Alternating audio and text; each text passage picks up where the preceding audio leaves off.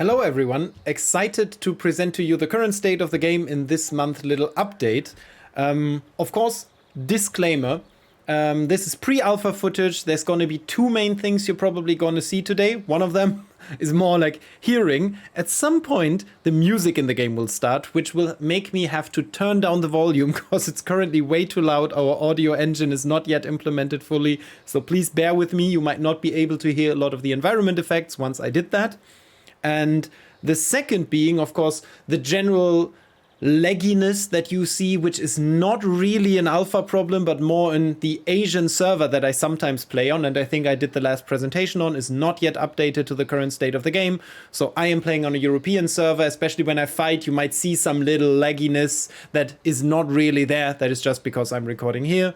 And yeah, the third thing, I don't even have to mention, blockouts, things that happen, little clipping here, that whatever. This is pre-alpha, a lot of it is work in progress. But that also comes with good things, regular updates. Today we're going to talk about general visuals. You already see some of them. Our character is not naked anymore. Then additionally, we're going to see a lot of updates on VFX, on general animations, audio that is linked to that. Then I'm going to visit lore sites with you guys, which is quite exciting because they are an essential part of our event system, which is also something that is linked to the survival gameplay, repetitive content, or like repeatable content. Sorry, that's the better word in English. And lastly, oh no, actually not lastly, then I'm going to share with you some updates on the building system because we have new skins / new materials in the game. There is a super early version of stone buildings. And then lastly, because it came in today, I'm going to share with you a look at the adventure map. Super work in progress, but I'm going to explain a little bit what our adventure might feel like, what it looks like. If you want to know more about that, please spam Chris so that he can make good updates. Generally, excited to hear your feedback. I'll ask a lot of questions towards you guys throughout this presentation so that you can please take the time to answer on YouTube, go to our Discord, which is actually the preferred way of interacting with us, or maybe our Reddit, which is also brand new. But let's jump right into it. As I said, also I have 20 minutes today, so I need to hurry. I already spent 2 minutes on the introduction. So yeah, 20 minutes. I promise, Chris, I will not go way above time today. 30 minutes. I think that will be fine. So you see our character is now wearing an outfit. This is not the earliest outfit you'll most likely wear in the game. This is basically a leather armor, as you see, super cool looking. We still have the same face. We're currently also working on different character models, so you can see other hedonists. You see how cool the neck plate is integrated into it. Because these neck plates, this golden thing is an essential thing for a hedonist, kind of the mark of being one and a very respectable sign of being a part of their, or like a member of their society.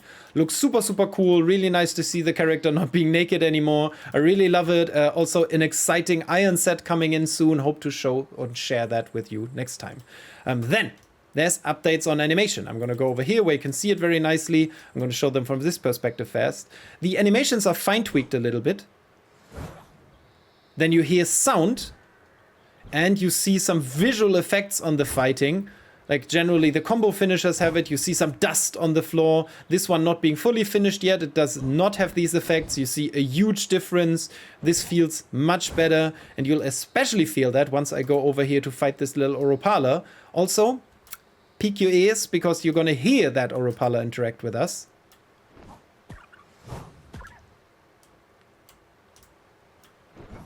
Oh, this one actually, I just killed it, so does not do the proper charge animations. As I said, typical alpha. Maybe this one is more willing to fight. I think I killed it once too often and it got stuck. How does this one feel about fighting me? As I said, that's the typical lagginess that sometimes occurs. But it works. This guy is charging up attacks. As I said last time, this is super early, but we're currently starting to fine-tune fighting, where you see that these guys charge up their attacks. Currently they are in a stagger mode. I'll try one that we find later to show that again. Additionally, on VFX, the whole gathering has been updated. It not only got sound,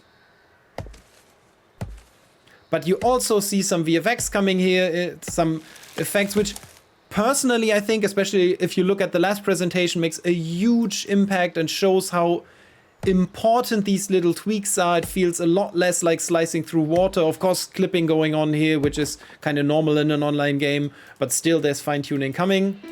Oh, now the music happens. I'm gonna turn down the in-game volume quite a bit because the music is intensely loud. Maybe even a little more, and then I'm gonna turn it back up later.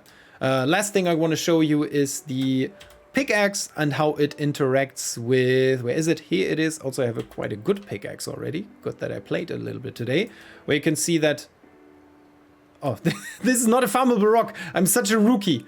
Over there is one. I'm gonna walk over that. Which is also a good, there's iron even. I can show you the ores. Which is also a good way of showing, hey, this is something that is currently going on. We are doing a lot of tweaking, a lot of fine-tuning to prepare for alpha, which is, to stress that again, happening quite soon, actually, in about 2 months, no, even less, 1.5 months. Let me just tell myself it's 2, so I feel better. Yeah, here you see 2, like not final VFX in yet, but you at least hear some sound, I hope, over the music.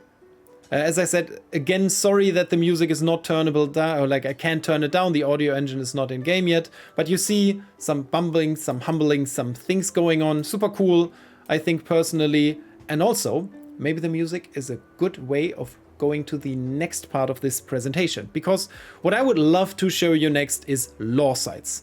Lore sites are not just decoration on our map. I'll just teleport to one. Let us start with the tall tree farm. German viewers might recognize this actually from the last pen and paper, as was one of the locations that the guys ended up going to. I'll not show it immediately. I'll walk out of it so we can properly walk into it, because we placed it in a region with weather.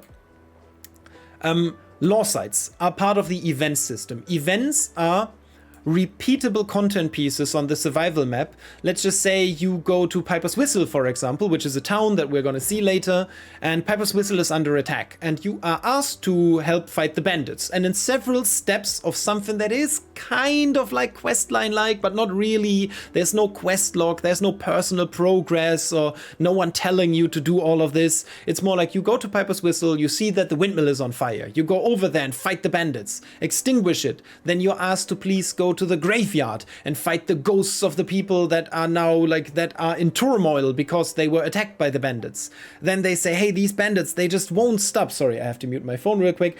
Then these bandits just won't stop attacking, so please go to the bandit camp and fight them there in the forest. We're actually going to see that bandit camp today, and that is how that happens in different steps, and it's closely linked to your town, which we're going to speak about a little later. Also, good reminder, watch the last one. I already said it. There's a lot of explanation what towns are, but tall tree farms.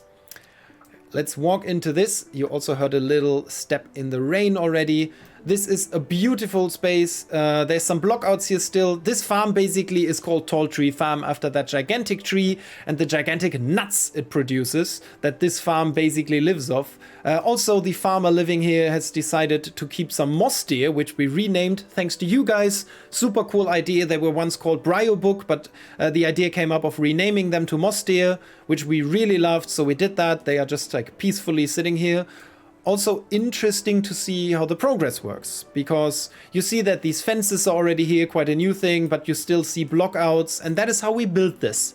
Our artist, in this case Emmanuel, goes in, and after our level designers have set up a general layout of an area, or the position of an area, which also comes from a narrative designer, Emmanuel went in and just designed things, and when he does not yet have an asset, he just puts down, for example, a gray box for the house or for these troughs, I think, right? In English, where the moss deer can eat from, or that tree. But let us walk right in and actually let the picture speak a little more. Also, you see the beautiful cliffs that we made, super cool. I think somewhere here is also the new trees, because most of the trees you're seeing are still placeholders. Let's go up to the main house. Also, the music will stop soon, because damn, it is loud. This will be the farm. There's already some assets placed around it. These cliffs, super pretty. It's nestled in between the forest and the fields over there. I really, really like this view. Super, super cool. This is one of those nuts that's going to be here and farmable. Oh, I have to jump this little gate. Same here, some barns and sheds blocked out. Here's where the nuts are brought by the farmer. This feels a lot more alive than other parts of the map already. You see that someone actually put benches here where they can work.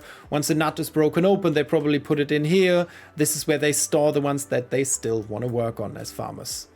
Yeah, super, super pretty. I cannot stress that again. If you are interested in these lore sites, please let us know. Would love to do extra little presentation on these where the artists and also the people that record these videos generally could go into the lore sites and present them a little better, show all the details, because I'm going to rush over them a little bit after explaining what they are, because I'm almost running out of time. 10 minutes are already over. Damn. Oh man, maybe we should need to do more of these presentations because we're making a lot of progress. Oh, the song is over, so I can turn up the volume a little bit. And there we are. Let me teleport to the next one, because there is quite some to share this time. We've already been to Tall Tree Farm. Oh, wait, does the last one not show up anymore? Maybe I have to reopen the menu real quick. That is an interesting bug. I never had that happen. How did that happen? Huh, interesting. Maybe someone took them out of it, but no problem at all. Here's the graveyard. Let us teleport there real quick. So this is a second one. We're close to Piper's Whistle now in a graveyard-like area. Let me again walk out and walk. Oh, this is new because we added like a mist fog effect here. Also, you'll see a lot of placeholder assets here that are just here to show what we're planning to do. So Piper's Whistle being up there, of course, most villages have graveyards. This graveyard being kind of a spooky area. You already see a little bit of a misty, foggy effect happening once we walk into it. That's also why you saw that little black mist on the ground, even though it looks kind of cool. Actually like it. Also a new asset here, built by our department. Actually, this is built by a character artist who did some environmental design. Helmut, our artist, made this one. Super cool. At night you can even see them glow up. I think it's about to start being night, so we might see some of that. Yeah, this being the graveyard. You see a lot of the blockouts. As I said, part of this process being that we make these blockouts, we put them in, then we send out a request, or our 3D team sends out a request to the concept team, which then makes these gravestones happen in a way that they are needed. And then we revisit this area. And for example, yesterday, that revisit came to a super cool idea. You see that bone blockout of a gigantic creature that seemed to once roam here but died. And we're going to put the head of this creature as an element into this graveyard where you can enter that head then and go below earth into the rib cage of the died creature and fight enemies there, do some things, make it more interesting. Again, this is part of the event system. This is not solely decorational. There will be things happening here in-game where you can interact with the environment and the event happening. Oh, looking super cool. Like really, really nice. I really, really like this, especially the mist effect as it's getting darker. Generally, we will put it... Ah, damn, it's getting night. Nice. Where it's like a little darkness, well, we'll wait another minute here. Which gives me some time to explain again the process. We basically have the survival map that we're currently on. Ambrose only right now, but we're already working on a second zone, which will most likely be the Liquid Meadows. That's where the Children of the Source live. Also kind of, I guess, an unofficial fan favorite, which surprised me, because I thought... I like hedonists and steam dwarfs, but who am I? I just invented these things. But no, really, really cool to see that you guys already talk about things on Reddit, on our Discord. And yeah, then we basically design the map. We make these areas, and that allows us to get a better vision of things, to also introduce more people into the creative process. Oh yeah, now you can see things. Super cool, really, really nice and spooky. This will look so nice once these are added, all these graves and... Oh, damn, yeah. Here's one of those nice lanterns. So cool, so pretty. Really nice work by the artists here. Also, I love how the light interacts with the environment.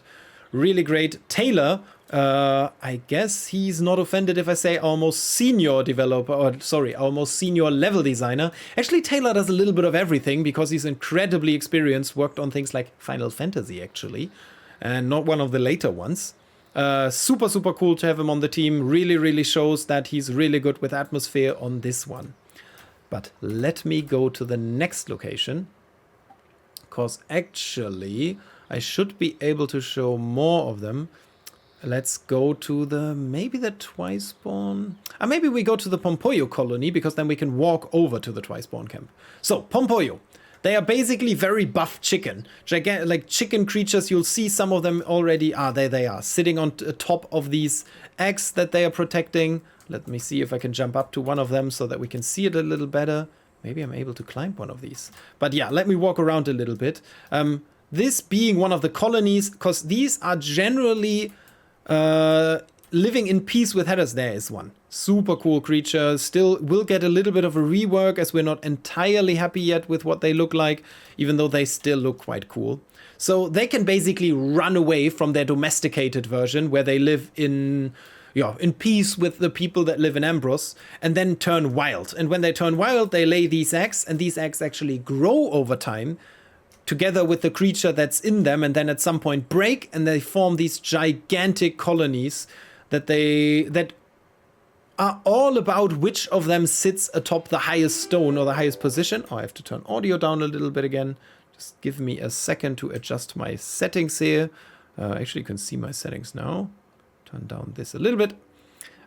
Basically living in colonies where the highest position is the most important. The biggest creature basically rules over this colony, and it's super, super interesting to see. More of a natural one, as you see, it's nestled into these really, really nice environments, into these cliffs. These cliffs, again, super pretty. One of the things that we are just currently introduced, and they replace a lot of the things on the map.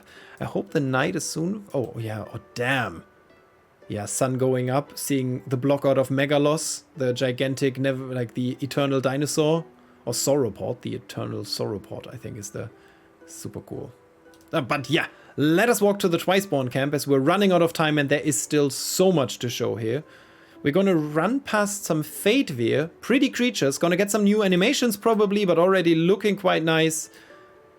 Like kind of a mix of a swan and a deer. Will be kind of a peaceful but huntable creature in the game. This is the male version. Do we find a female somewhere here? Oh yeah, there it is. This is the female version.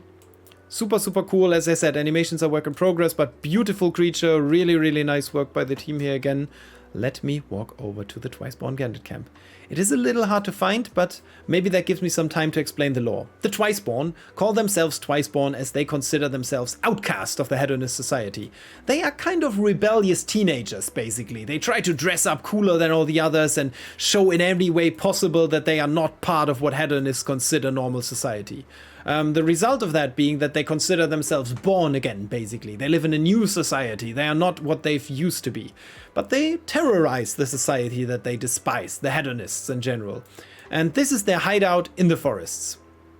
Super big area. It's kind of nestled again into the wilderness. We're in the middle of a forest. When I run around here, you'll see that there's more and more. A lot of blockouts here, mainly because we still haven't made those tents. We have made a lot of fabric, as you already see on these cool things that you see here. A little area here where you can potentially even have a crafting station for cooking later. So again, this will be part of the event system. This is not just to walk here and look at it. There will be enemies here. You can fight them. Maybe in some versions these enemies are gone and you have to go here and retrieve some of the things they have stolen. There's also like a hidden little path here. Super cool. And if you're interested in this, we can absolutely do a little video where we explain the creative process behind these, because it's super interesting how we even kind of make use of all different sorts of art, even AI that we generate by putting our own art into things, and where at some point was used for this. Super, super interesting to see how these come up from idea to actually be on the map, how a lot of them get scratched and thrown away, and how some of them end up being a lot bigger than they originally were, like the colony we just visited. Super, super cool. Nice, because it kind of starts showing that this world is coming to life a little more than it originally was. But again, there is so much that I have to rush a little bit. We're already at the 19-minute mark.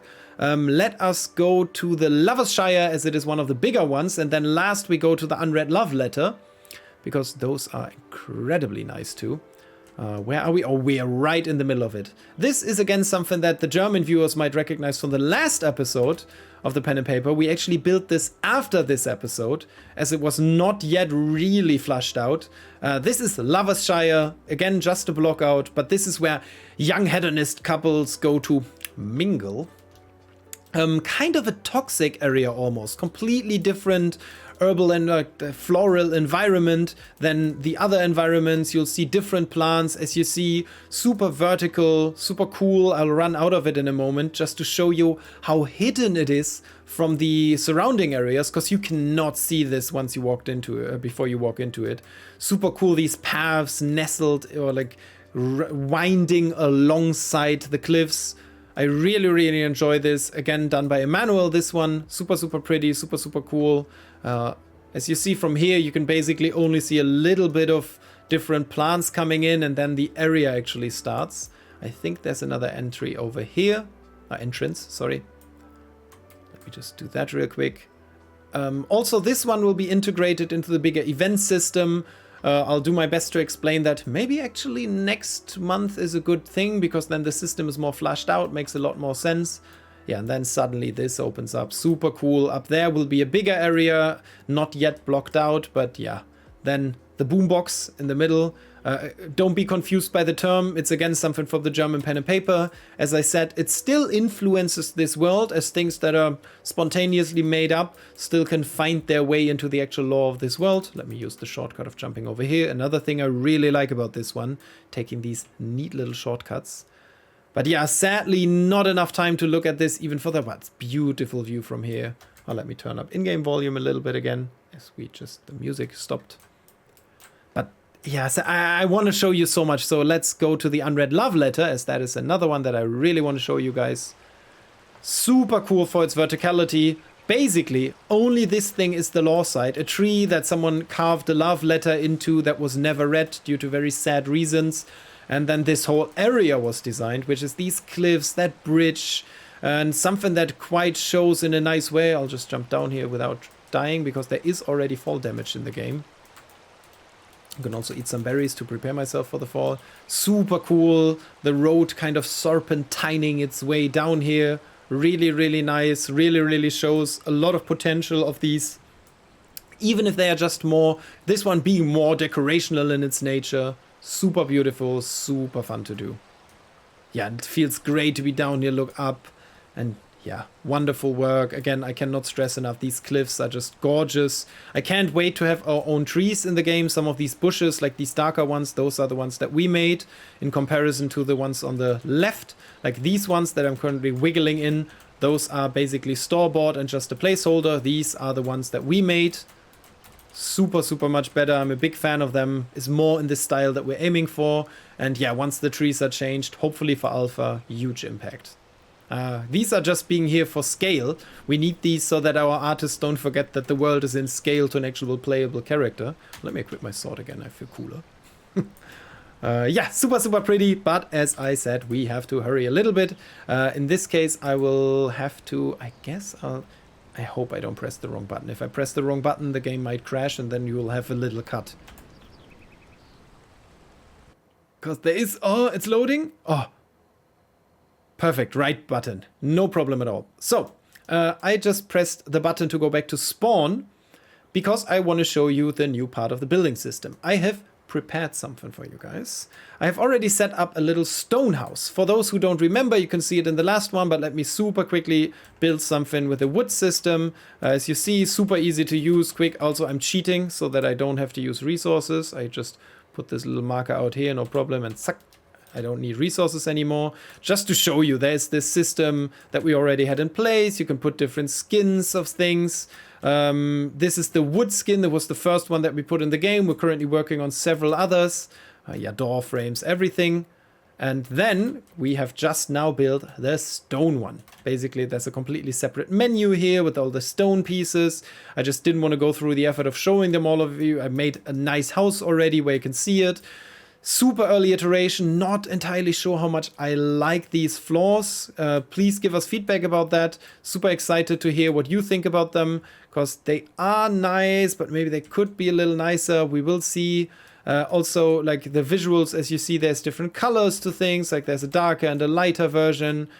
Yeah, feel free to give us feedback. Would love to hear it. There is already some things that we already realized we want to change, of course, like these things clipping through, super early iteration.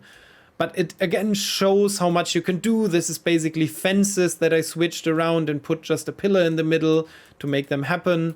Then up there I used them as actual fences for something like a little balcony. The roof is already there. It is quite nice. And again, you saw the blueprint system being in place. And something that does sadly not work. It worked yesterday, but we had to take it back out because it is quite early. This is the placeholder for a relay tower. The relay tower will be the center of a town. This is not the final asset, just a random stone we put in here that we bought. This will basically be the center of a town. This will claim all the things in this circle and say, this is mine. People cannot destroy the things anymore. They don't deteriorate, but it also starts town attacks.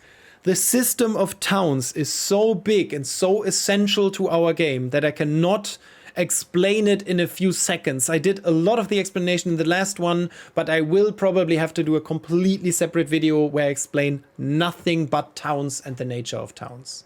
Because it is so complicated if you haven't, because it's kind of a new concept, but not really. It's a mix of a lot of very well proven things. And I would love to take an extra video or to do an extra video and explain everything to you. But yeah, quick update on the building system. I'll show a lot more of that once it's finished in the next video. Just wanted to show you an update. There is new materials coming in. Again, the skinning is still in place. You can still go here and change colors of things, for example. There is also a lot more. Don't only watch this and assume, well, that's all I can do. Please take the time to watch the last video. I explain a lot more. And now, before we run out of time, because I'm already 6 minutes over, let us teleport to the adventure map. So, basically, adventures are fast-paced instance things that are multiplayer in their nature in most of the cases. And to be more concrete, in our first adventures, you will do a horde mode. If you've never heard of a horde mode in most games means a mode where several enemies spawn and run towards a certain center or towards you and try to kill you. And that is what this adventure will be. And here is a super early version of that game. Of that mode. You will have a town center, also super cool how fast day and night cycle is for testing purposes. You will have a relay tower. You're basically going outside of the shield in this adventure. There's a town and you're sent there to reclaim resources. You and your friends go out there, other players, and you're matchmaked into a group and you go here. And then you have to defend this tower. There's two phases to this, basically a gather phase and a fighting phase. And in the gather phase, you can go to different locations. For example, that village over there where you can gather specific resources. You could decide to go to these forests, to the mountains and find minerals there. Or you could go into the fields over there and farm resources that are more like based around the fields biome. These basically being different biomes. You already see some landmarks like that tree, that field, these mountain pikes that help you. And over there is other locations. That being a bandit camp. This is the village. And all the way back there you see a tiny little bit of tents. And this is a vendor. The idea of these adventures is that they are highly replayable. That means every time you join or in different seasons, their nature changes. In alpha, it is just this map. We just want to test it. It might not even make it into alpha, but then we'll test it latest in beta and would love your feedback. But the idea is that you play them and they change. Sometimes there's different locations, different maps later. Maybe that village is locked and you can't do it, or it's not here and something else is there. It's just an expedition outside of the shield. Oh, looking super cool. Even if it's not intended, that effect already, like these weird boxes, super interesting. Once you look away, they're gone. I saw that yesterday. But yeah, as I said, it's work in progress. Also, they are linked to the other modes of the game. Let's say and we can already walk over to that village. Let's say on the survival map, I found a key. I did an event, for example, where as a part of that, I went to tall tree farms and I went to the cellar and there was a hidden key. And that key is actually a key to the warehouse in this adventure. And this adventure will be 15 to 30 minutes. That's all you need. You go in, you have some fun, and then you can play it again. And you go home with some loot, some experience, and just the fun that you had playing it. But yeah, we bring this key, and maybe it unlocks a door somewhere in here, and it gives some extra loot. Or maybe you bring in a specific weapon that allows you to go to the bandit camp all the way over there. I'll actually activate a cheat so that we can go there faster, because we currently... Oh, it's kind of spooky now. I realized because I don't have teleport yet. on this map. So maybe it gives you a specific weapon that you need to slay the bandit lord in the bandit camp over here. We put some bandits here as placeholders. The camp is not yet designed. And that allows you to weaken the enemy's attacks. And also, these enemies' attacks might look very different every time you play it. So for example, maybe they come down this path. Maybe they come out of caves.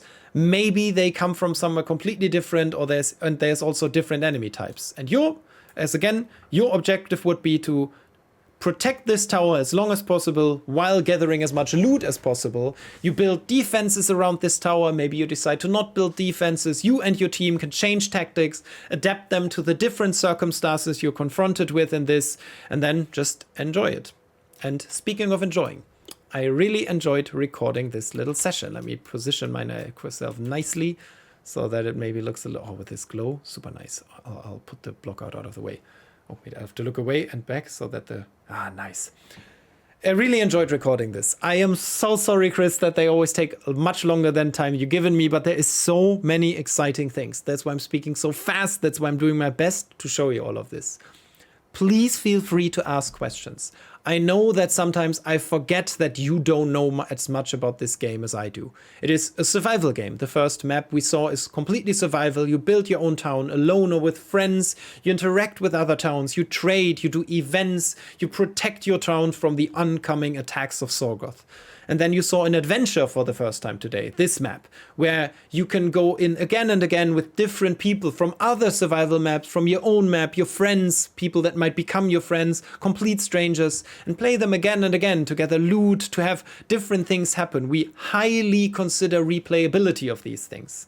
And you haven't even seen Coreborn today, the social hub, which we'll hopefully be able to show next time with even more visuals in it, which is where you meet other people to trade with them, to play some mini games. There's a super interesting topic about mini games that started today on our Discord, where community members share their favorite ideas of such games, like even if it is a card game, a roulette, or a simple tic-tac-toe, basically. And that also leads me to the most important point.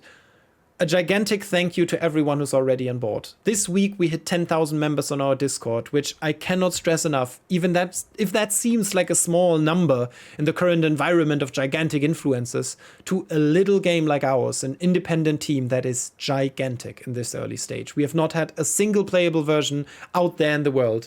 We only can play this game, or what you saw today. There is so much still that is ahead of us, and it's so cool to already have people to share these exciting new things with, to get ideas from, to be able to talk to about the things that we come up, and to show them regularly. And if this is the first video you ever see from us, please take the time to join some of our socials. You will definitely not regret it. And worst case, just wishlist the game on Steam maybe. We're close to 10,000 wishlists already. Super, super cool. Would love to have a lot of people play this game early, take the time to give us feedback, join the alpha, join our newsletter. And yeah, thank you so much for your attention. Back to the call that I think you'll see my face from 1 day or 2 days ago again. But yeah, thank you so much for your attention. Can't wait to show you more in the next one. Maybe in between, maybe some updates, some questions towards you. What is the features that you would love to see in the next presentations? Would you like to see some separate videos on towns, for example, on fighting, on the vision that we have, on the things we can already show? What is the things that you would like us to talk about in the next feature? And also, is there ideas you currently have on the features that we already presented? Thank you so much. See you next time. Bye-bye.